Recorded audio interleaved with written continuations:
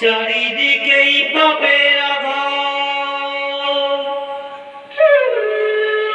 নেই তো কোথাও আলো।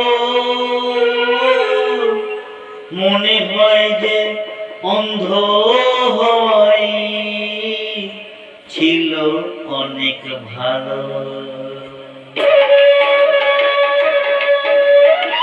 মানুষ জন্ম দিয়ে বিধি পাঠিও না পৃথিবীতে, যত দুঃখ পেলাম আমি মাপার মতো নেই কবিতে।